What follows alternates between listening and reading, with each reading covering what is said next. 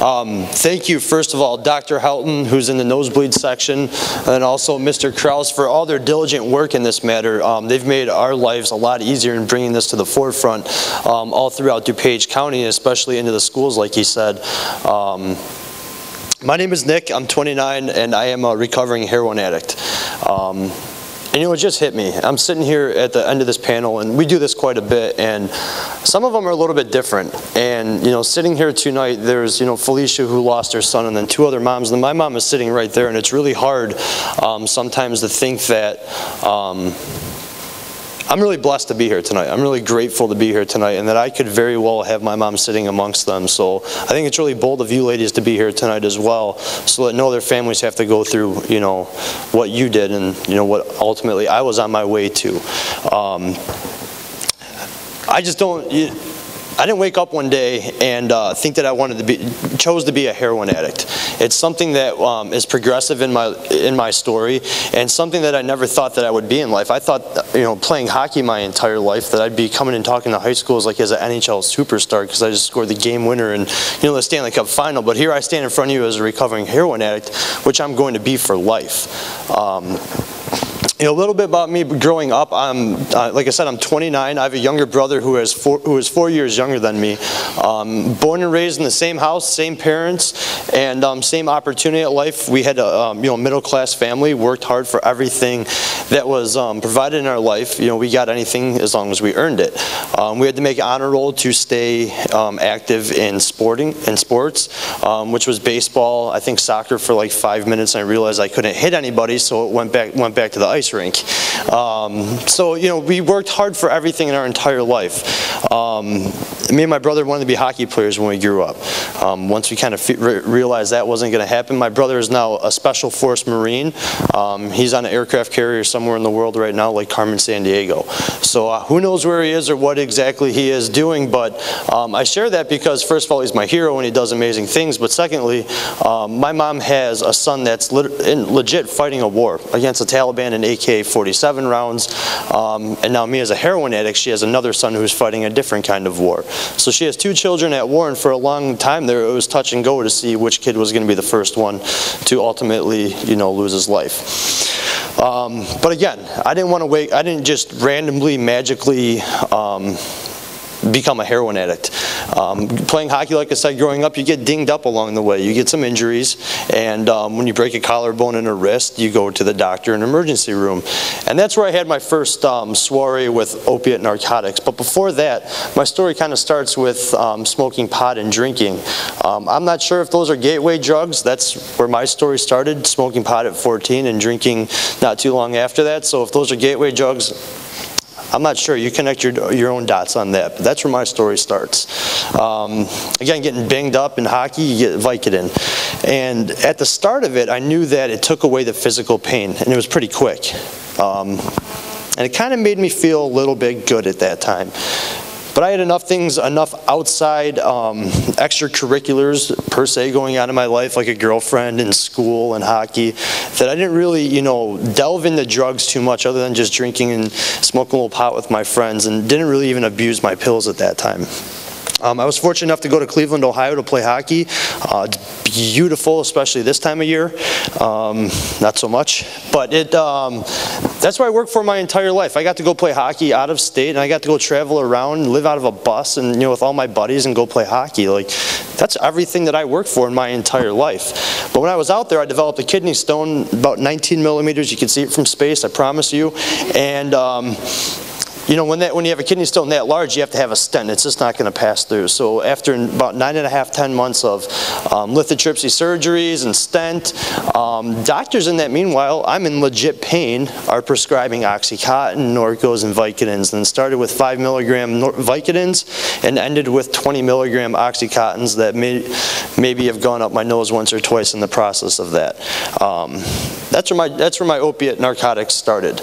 By the grace of God, I didn't become addicted during that time, but this is a key point in my story, is because during that time frame, I realized that just didn't take away the physical pain.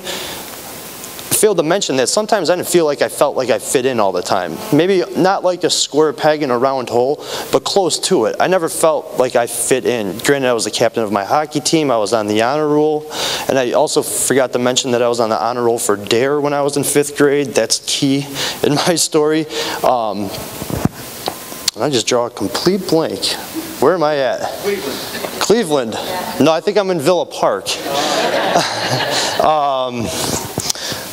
I love when this happens. Oh yeah, I didn't feel like I fit in. See, I don't feel like I fit in right now. Isn't that convenient? But I never felt like I really fit in. So the pills did that. They made me feel good.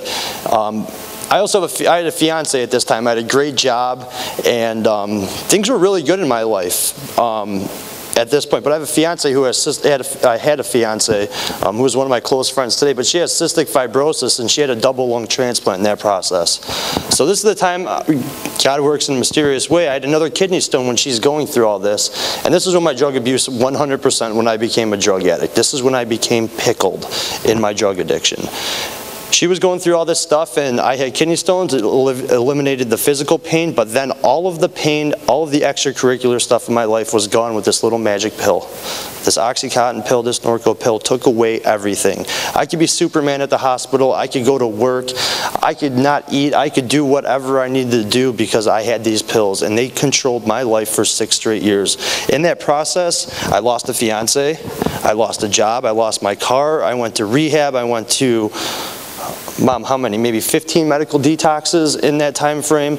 And then also a lovely trip through Clark County, Wisconsin's judicial system. December 27, 2011 was the last time I was ever going to do pills. I could have been hooked up to a lie detector test and passed it because I wanted to be done more than anything. But here's the thing, opiate narcotics, they give you this illusion that you're getting a hug, like this warm grandmother's hug that everything's going to be okay. And that's really what sought me out to do more of them. But I went to Wisconsin because I didn't think that geographical change was going to be the solution to me, and I was going to live a new life. Within 3 days of being in Wisconsin, I am in jail because I have 2 counts of felony burglary being hung over my head because I broke into my grandma's friend's house and stole 5 Vicodin from her. So that's my first real big consequence. 2 felony charges for 5 Vicodin. Pretty crazy. I'm an honor roll student. I had good parents. I grew up with everything at my fingertips. I knew discipline. I had morals. I had integrity. I had family. I knew what self-worth was. At this point in my life, before heroin even entered, my game has changed. I'm losing all these things. I went to rehab. I met a girl in rehab because that's what the judge said to do. I'm sorry, the judge did not say meet a girl in rehab. The judge said go to rehab. I met a girl in rehab, and doing whatever little that I could do to stay out of jail at this time. Rehab was part of it. So we go to rehab, the judge says, all right, you can go back home and live in Illinois. Well, this girl on a beautiful Tuesday afternoon, I'd been introduced to a 12-step program during this process, which I wanted nothing to do with because I'm unique, I'm different, that's not me. I could do this my way.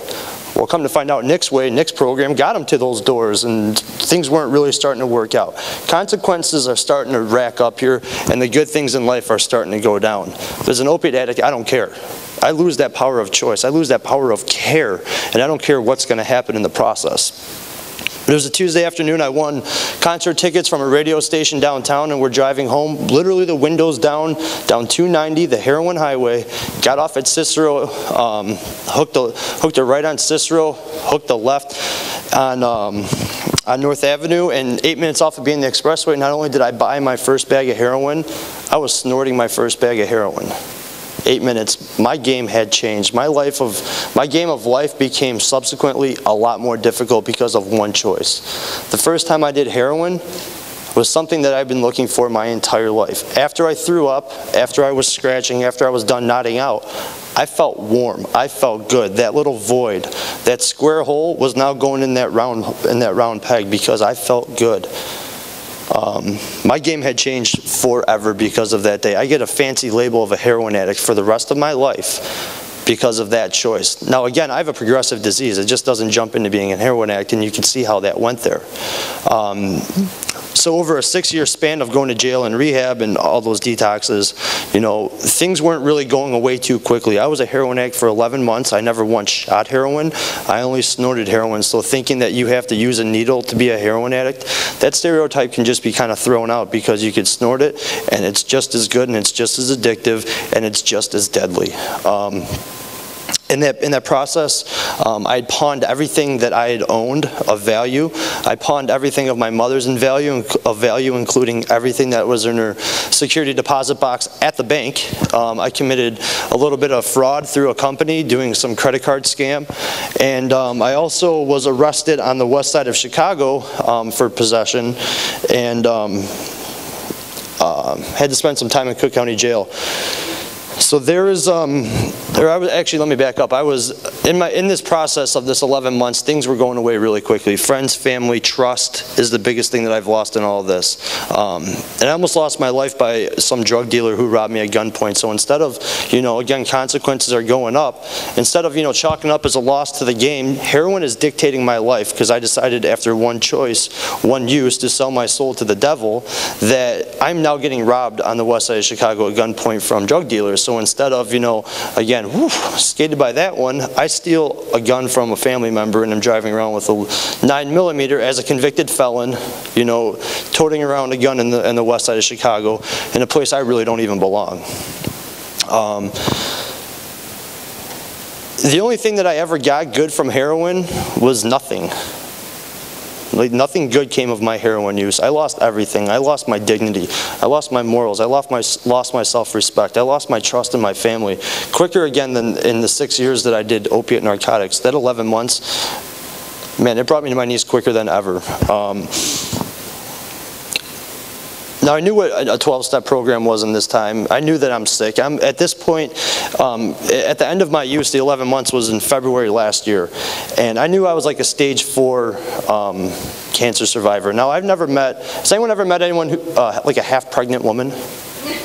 Like, seriously, has anyone ever met a half-pregnant lady?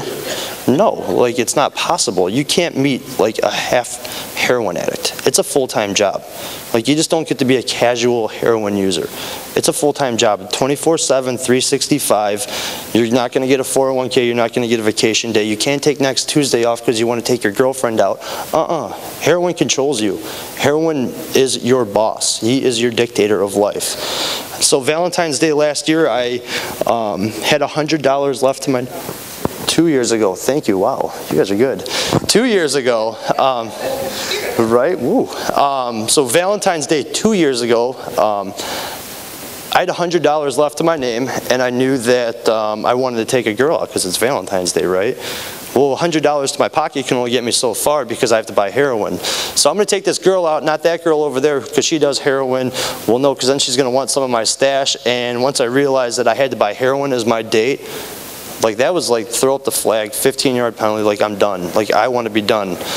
And I have been cleansed from heroin since that date. So February 15th, the next morning, February 15th, I checked into rehab. And I got honest. I had to start hurting people with the truth because I couldn't comfort them with lies anymore. I had to sit across from my mother in rehab and tell her why there was a loaded gun underneath my bed, why the police department was calling the house, why everything was gone out of her safety deposit box. So I had to tell my mother the truth. I couldn't comfort her with one more lie. And after being 12 days in rehab and knowing what's best, and again, and heroin has this thing about it that makes you completely numb to every single feeling in the world. You can't feel pain, happy, sad, whatever. You're just there. You're literally surviving through life. You're not thriving. You're just barely getting by, and it's disgusting. But after being in there for 12 days, I couldn't live with myself anymore. I've never once been suicidal. But at this point in my life, the heroin's been removed for 10, 11 days at this point, and I am more miserable than I've ever been. And I'm at the same treatment center I was there, it was the second time I was at the same treatment center. So the night before I left, February 26th, I wrote not one but 2 suicide notes. One to the rehab facility apologizing that it's the second time I've been through there and they didn't cure me, and I'm really sorry that I went to kill myself. The other one was to my mom and dad, saying that I'm sorry that I became a heroin addict and ruined everyone's life. So I left out of rehab. I called myself a cab, and when you get to your mom's house, being a heroin addict and finally admitting to it, the garage code has changed. All the windows are locked. New door locks are put on. So instead of, again, thinking what a good idea would be to maybe just tell people what I'm thinking and feeling, I throw a rock through my mom's back window because I'm going to grab the last few bucks or my dad's shotgun and I'm going to end it. So I'm either going to kill myself through an overdose or with a shotgun. Well, as I stand here today, obviously that didn't work out too well because none of that was there.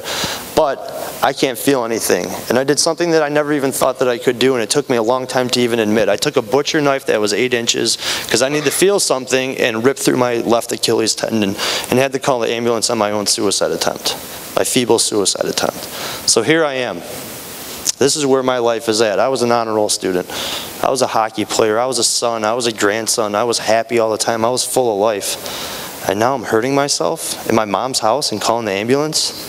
That's what heroin does to me. That's what heroin does to anybody. If I were to give my mom heroin for 4 straight days, she's going to be doing the same things I am. So I was hooked after one use.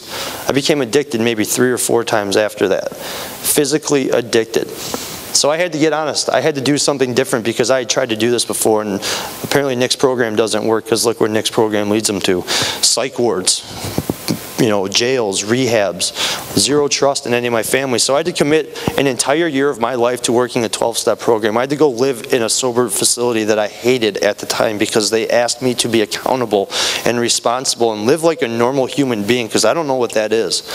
I didn't know what that was for a very long time. I used to steal everything. I lied, I cheated, I manipulated to the people that meant the most to me. The people who, by the grace of God, still stand by my side today. And it's been a crazy journey the past 2 years. I have maybe about that much trust with my family now. I fight every single day to stay alive. I have one goal in life today, and that's it. Like one big goal in life, and that's to die a sober heroin addict. Because I'm going to die a heroin addict one way or the other. There's no 2 ways about that. I'm pickled. I don't know what the process is of when a cucumber becomes a pickle, but you can't go back. I can't go back to being just a young boy full of life wanting to be a hockey player. My game has changed. I'm a heroin addict forever. My one goal is to die sober, not with a needle or an empty bag next to me. Which is a big goal, because I can only do this one day at a time. Like everyone thinks, like the joke is all on you. Like, oh my God, he's up there sharing his story. He's helping us so much. Like maybe, but you're all helping me stay alive tonight. So I thank you for that by being here tonight. Because if it's not anything like this and all of these people and Dan Krause and Eric Engel and Dr. Shelton, like this is truly a daily struggle that I have. Some days are easier than others. I don't really think about getting high because I know it's a temporary solution to a permanent problem. But I know deep down that that's going to eliminate whatever I'm feeling at that time. I've been sober for just over 2 years, which is crazy because I didn't think that I could ever be sober for more than 5 minutes. But it's difficult. I have friends that are literally dropping dead left and right all around me. In the 2 years I've been sober, I've lost 11 friends. I meet more people now that have been affected by heroin than I could have ever imagined. Driving home down the expressway a month ago, I saw some guy overdose and almost kill 50 people on the expressway and ended up on Mannheim, wondering how he parked his car there. Heroin invades your life. Once it's there, it's not going to leave, and I hope to God that this is the first time you've ever met heroin and the only time it's going to invade your life. But I promise you this, you will be affected by heroin one way, shape, or form because it's just everywhere. It's disgusting. It's an epidemic that, you asked a great question, how do we stop that demand? We're trying to do that right now. We're trying to educate people. I'm not saying go smoke pot or drink because I'm not saying that at all. I'm saying that heroin is a different animal. Heroin will kill you dead with one-time use. My friends have gone, a couple years sober from stop using heroin. They have a Philip Seymour Hoffman story. Within a couple times, they're dead. This kills people. Like you girls up here, like go be doctors, go be lawyers, go be whatever you want to be in life. Like heroin addicts, we're not hiring. Like we don't want you. Take your business elsewhere. I know it sounds funny, but like we have enough people that are fighting this fight, so please go be whatever. We challenge you to go home and clean out your medicine cabinets and go tell 5 people what you learned tonight, because that's the only way we're going to be able to stem any of this issue, is getting to the root of the problem, awareness and education. These guys are busting their butts over here trying to, you know, arrest their way out of, or arrest people and take it off the streets, but there's only so many of them. So go share this with an army of people, and we can stop families from losing loved ones who are so full of life. So I think I've rambled long enough, but thank you guys for being here tonight and helping keep me sober. I appreciate it.